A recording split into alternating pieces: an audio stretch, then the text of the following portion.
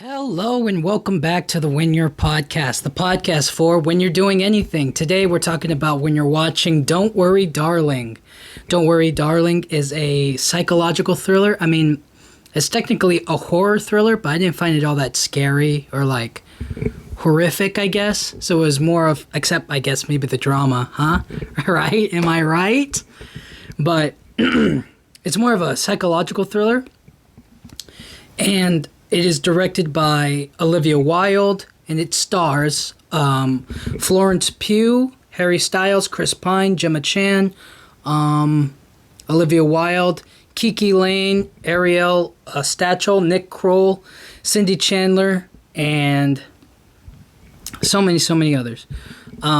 First impressions of the movie, I thought it was really good. You know, despite everybody else hating the director, the drama between everybody. All right, let's get into it, right? So I, like everybody else, learned about this movie not through good news about it, but through the relentless and the long drawn out drama between Olivia Wilde and Florence Pugh, Shia LaBeouf, who was supposed to be in this movie, the romance between, you know, all of Harry Styles and Olivia Wilde. And I wasn't really gonna partake in that. I wasn't really like too big on the drama until, I mean, the movie started approaching and everything else started. It was going to be the only movie that Warner Brothers was going to release. So people were upset about that, and people were kind of figuring out what they thought about the movie or their feelings towards Olivia Wilde. And for me, I was like, I'm not going to listen to what the drama thinks or what people are going to hate about the movie. Let's be objective about this and go watch it. So I went to watch it, and I have to say, it was pretty good. It was really good. The acting was really great. Florence Pugh was good. Harry Styles does great. Chris Pine. I think Chris Pine is very, very good in this. He comes off very strong, but intelligent, and he's very manipulative. And it works really well to his advantage. He does a fantastic job being the leader of the Victory Project. So I want to start by talking about Florence Pugh's character named Alice Chambers in the movie. Florence Pugh killed this role. She does great in every role that she does. She does a very good job. I've never seen something she's in and been like, that was terrible or that was bad. I've only ever been like, I feel like she could have done something differently in some parts.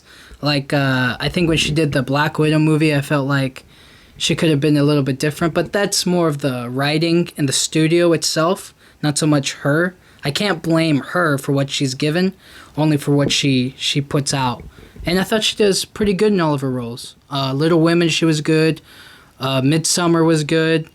So when it comes to this role in this movie, I feel like she really balances the happy home wife life and the sudden realization of where she is and the constant gaslighting that she gets put through, because she's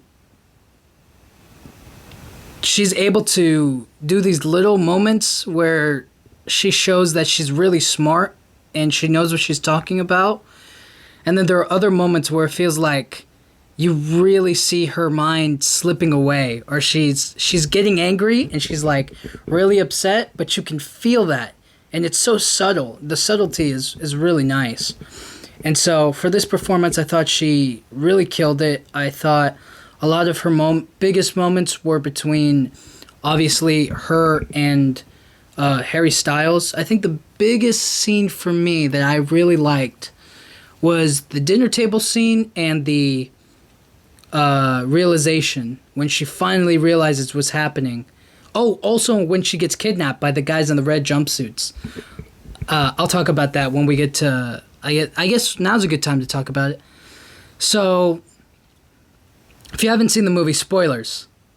Man, I always forget to put the spoilers at the beginning. Spoilers for the movie. Definitely do not listen to me talk about it unless you have watched it. If you haven't, you know, definitely go give it a watch.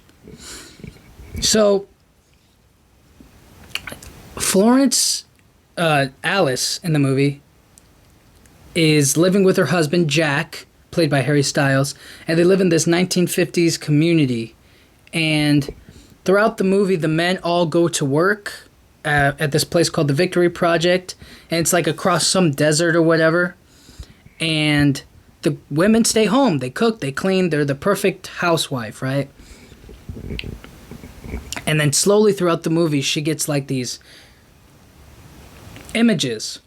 She has these nightmares. She has these dreams. And she starts seeing things and hallucinating stuff. And there's a moment in the movie where she's going about her day or whatever, and she sees this plane crash.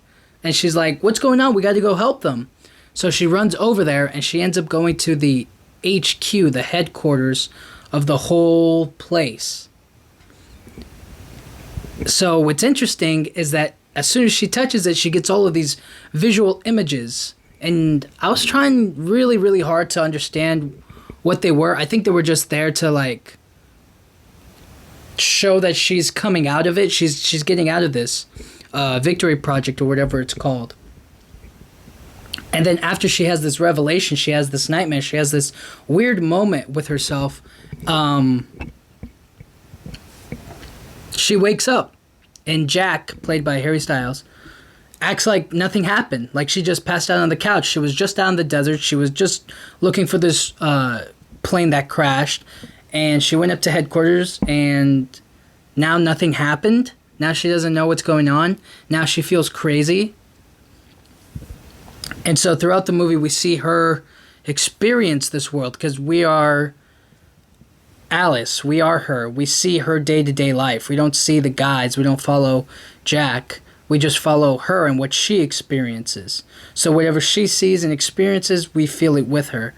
And the moment where she realizes, or she has that moment with Frank, played by Chris Pine, in the dinner scene, where she's kind of confronting him, and she's trying to tell him off and be like, nobody knows what this place is. We don't know who you are, what's going on here, where are we?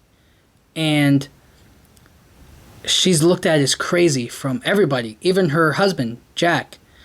So she was like, let's run away.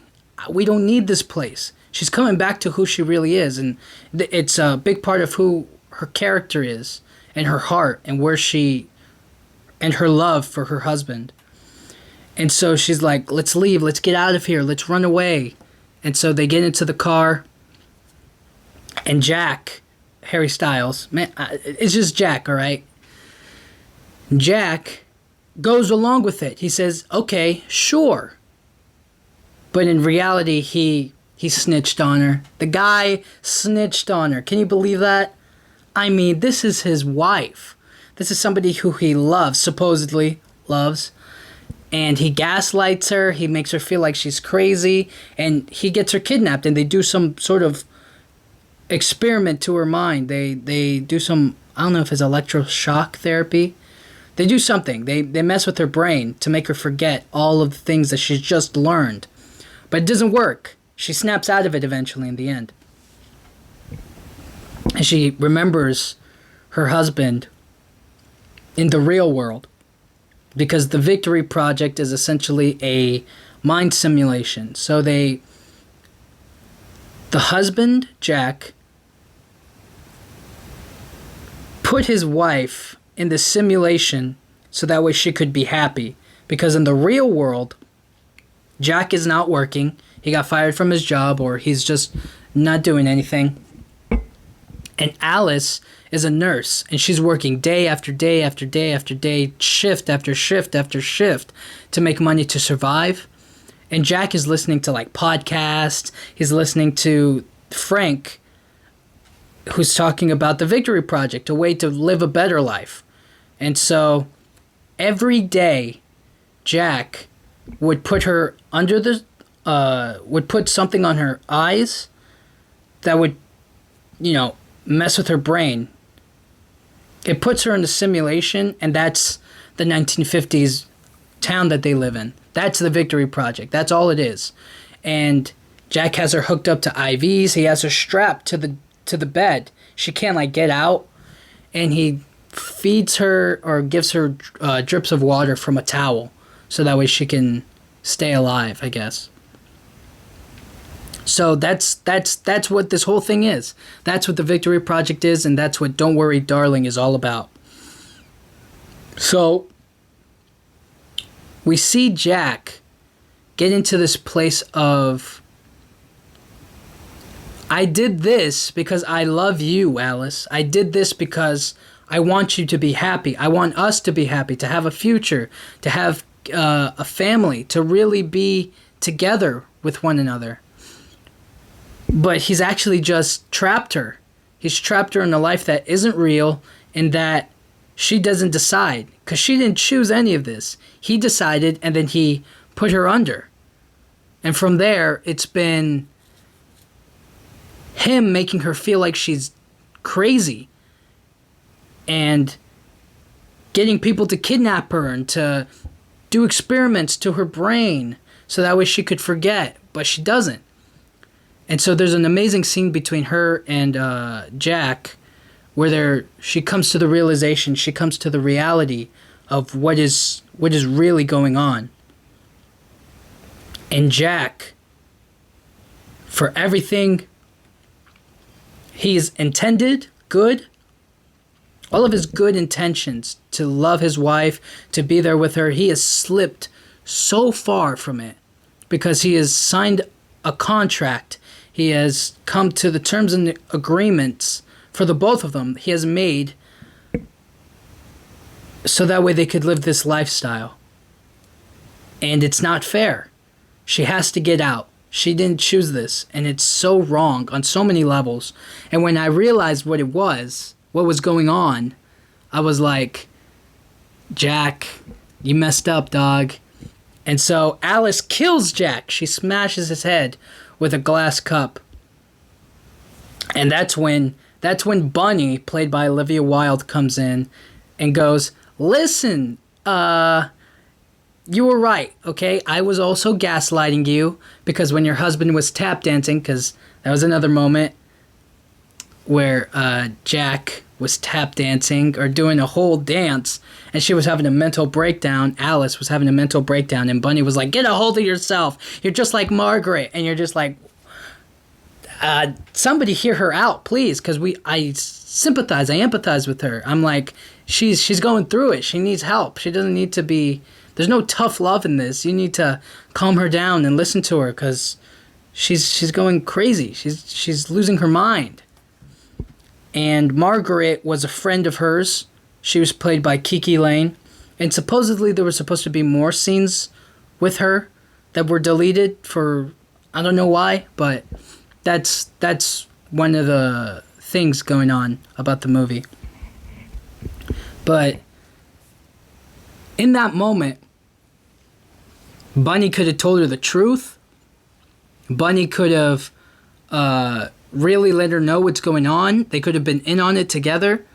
But it was in that moment after she killed Jack, she tells him that when you die in Victory Project, you die in the real world too. Because the mind, because you're in the simulation and it doesn't know the difference between real and fake. So even though the world that they're in is fake, the mind thinks it's real. So he's dead. So they're laying in bed together, and in the real world, he's dead right next to her. So she has to escape. She has to get out of there. And Bunny tells her that the reason I didn't tell you and the reason why I don't want to leave here and I like it here is because I get to have my kids. And in the real world, they're dead. So she chose to do the Victory Project. She wants to do the Victory Project.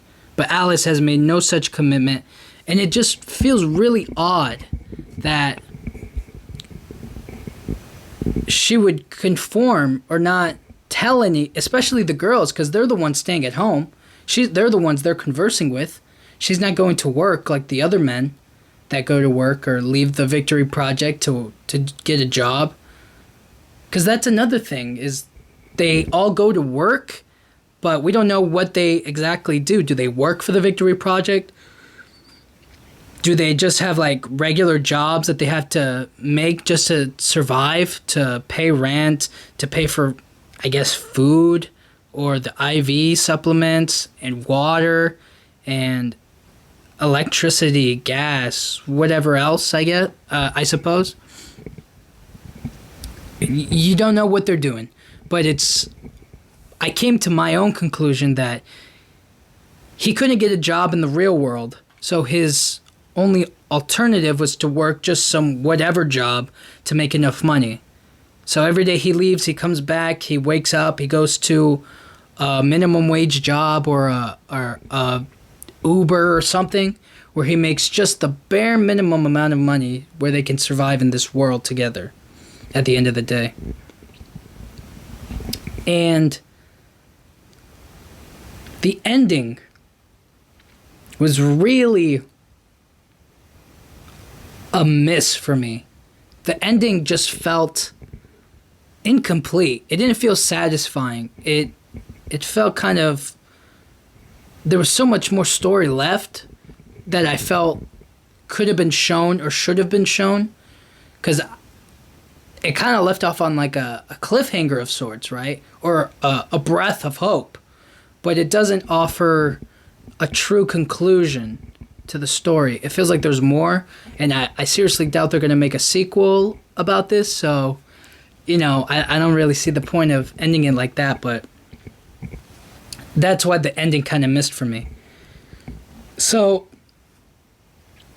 going back to the Victory Project, talking about how did this get off the ground, right? Frank. I want to talk about Frank, because Frank does an amazing job being so convincing and so charming about what this world is or what he wants it to be and how he expects people to behave.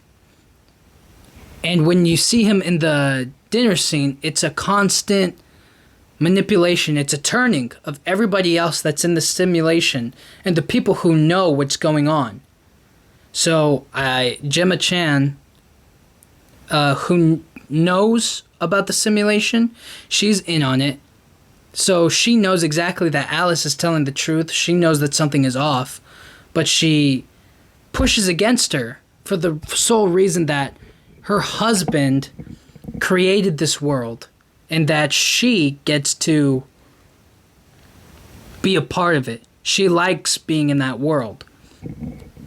And then on the other side, the other part of it is all of the other men at the dinner table know what she's talking about. They all follow Frank blindly because they can't go against him. And the women don't know what's going on. Except for Bunny, I guess. But she didn't show up because she knows the truth, right? She's not going to show up when everything is known. But overall, it feels like Alice against the world. And Frank is that world. He has control of everybody and everything there. And the metaphor of it all, I guess, was in today's society where it feels like women are being controlled, are being told to be put in their place, and it just doesn't fit. It just doesn't feel right. And they're reaching out to everybody to help. And it just feels like you know what's going on, you know it's wrong, and yet you continue to sit there and listen to somebody else. You continue to sit there and you don't take my hand when I'm begging you to understand what I'm saying, to listen to me. And that's what's so frustrating about that moment, is you know that she's right, something is very, very off, but there's nothing you can do. There's no way to change it for her. So it's kind of the women can't change it for her. The men don't want to change it for her, even though they know it's right. And you as the audience member feel for her, and you know what she's saying is the truth, but she can't express it. She can't prove it. So I can't help you either. And that's true of the real world as well, where we know something is going on. We know that we want to help, but it feels like there's nothing that we can really do. And so when it comes to Frank, at the end of the movie, like the last bit of it, his wife, Shelley, played by Gemma Chan, stabs him. And she says, "It's my turn now." And so I think I don't know if that means that she's going to take over the whole Victory Project or like get rid of it, or just completely change it to where it's more women focused, where it's, the women are in charge and not the men. The women do this or do that. It's not so heavy on the men, where the men are the only ones who understand what's going on in the world. But it is weird that she does stab him, even though she seemed so passionate about the whole thing, about Frank, during the dinner table scene. It didn't feel right for her character to stab him. But I guess it kind of makes sense that she would want to own it for herself if she is really that dedicated to the Victory Project. Why care about... Although, if they are husband and wife... But I guess Frank had made too many mistakes. Alice was escaping. She was getting out of there. And she couldn't... He messed up, essentially. And she was like, "You had your turn. Now it's mine. Even though you messed up, I have to fix everything. All the damage that you've caused." All the more reason I feel like the movie should have gone on longer past the ending. It just felt incomplete. There was so much more time that needed to be done.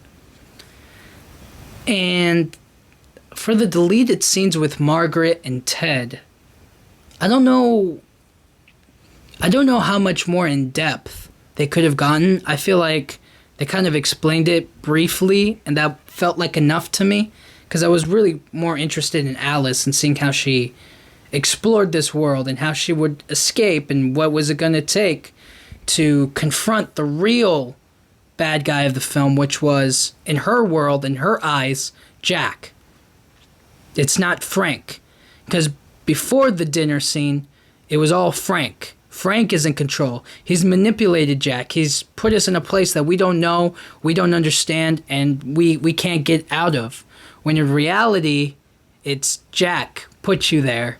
He followed Frank blindly because he wants to live in a world where they're perfect, where there's no financial problems, where she's happy and she's not ignoring him or dismissing him or making him feel like less of a man. And it's why throughout the movie, every kind of sexual encounter they have, he pleases her out of guilt. He feels bad about what he's done to her, so he has to give her pleasure to make her feel good. And he doesn't get any real pleasure or satisfaction except for doing that to her. So I don't know how much more Margaret and Ted would have added that I feel they didn't already show, but maybe there's something missing. I guess the big thing that I got from Margaret and Ted was the kids aren't real, I hope. The kids aren't put under it. It's only the parents that are the adults. All the kids are created. They're made up because it's too cruel. It's too cruel to put kids under there. So at least they have some sort of sense of morality. But again, if all of the men are deciding, well, most of the men, I guess if they talk with their wives, I guess if it's a joint decision, right? So if me and my wife together decide to join the Victory Project, all right, we're chilling, it's all good. But because it's not, it feels kind of weird. So overall, I feel like the movie does really good. The acting is spot on. I feel like everybody does a great job. The ensemble is really good. It's got some humor in it. It's got some really deep, dark parts.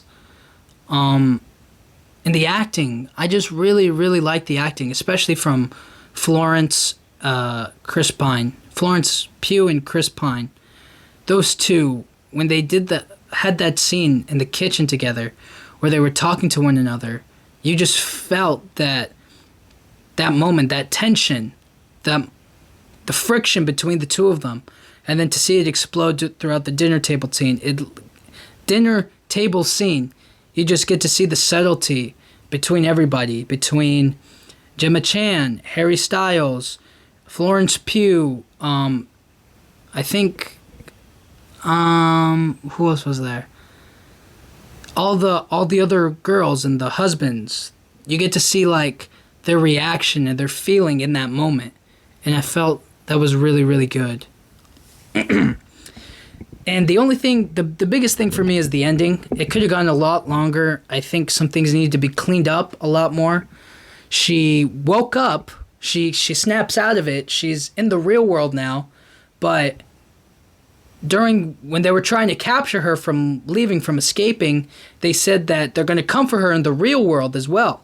So even if she does manage to escape, they're going to come after her in the real world and kill her, because she just killed she just killed Jack in the Victory Project, which is a no-no.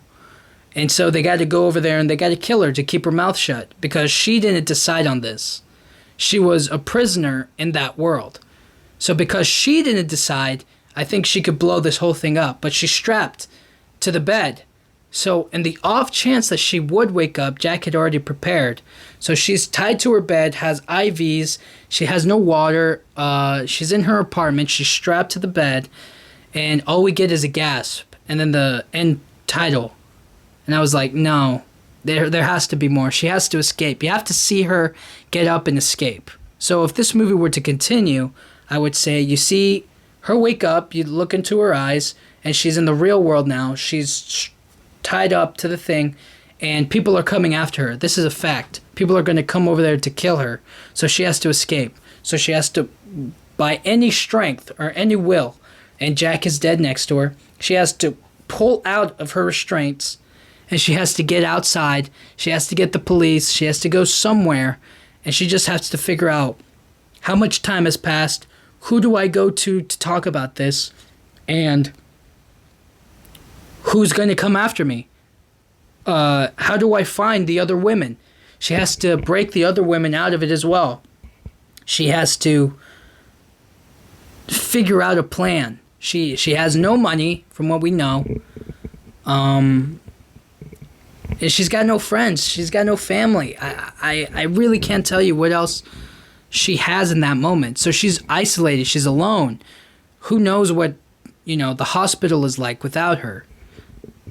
She's not a nurse. She's a doctor. So who knows about her patients? Who knows about Gemma Chan's character? Who's going to come after her next? We don't know. There's a real uncertainty there. And I feel like if we had gotten that clarity, or at least where she wakes up and she's in her bed and she escapes and she runs out the front door, I feel like that's more of a conclusion, because we know that she's free, she's escaped from her apartment, she's leaving Jack behind. Finally.